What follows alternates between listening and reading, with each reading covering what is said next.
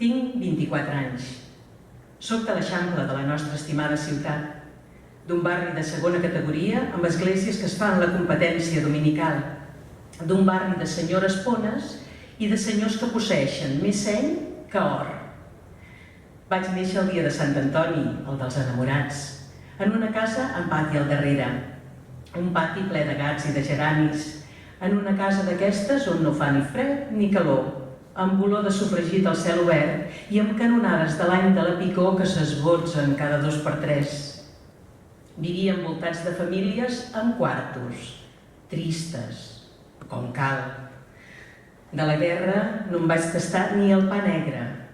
Només recordo les llarguíssimes aventures que vivia, inventades per mi, en què jo era l'heroïna. Barrejava indistintament els 2 fronts. Tots 2 eren bons, tots 2 eren dolents. No m'hi vaig morir ni una sola vegada. Vaig patir 10 anys de monges enmig de nenes boniques, fines, delicades, folquitorrianes, dolçament esporuguides del món, d'uniforme polidíssim i d'ànimes sempre a punt per al martiri. Ovejitas del Senyor, futurs gallimarsots morals de la nostra enllaminadora classe mitjana.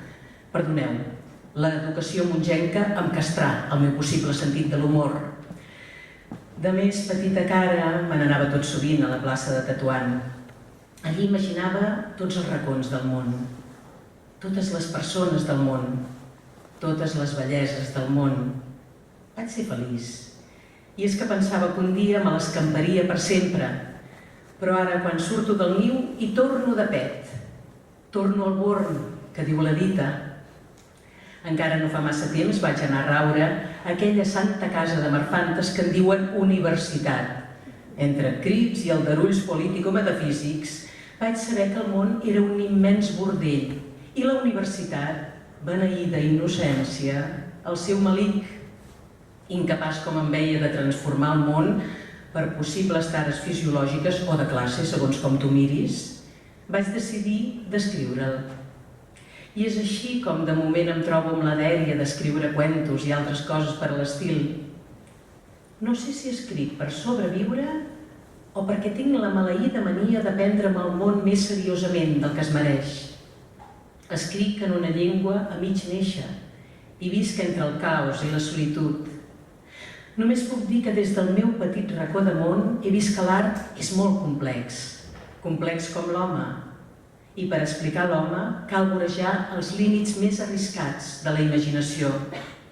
Crec, per tant, en la màgia, en el somni, en l'univers més obscur del nostre pensament.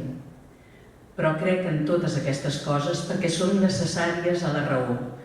I trobem en la raó, alguna vegada, la nostra supervivència.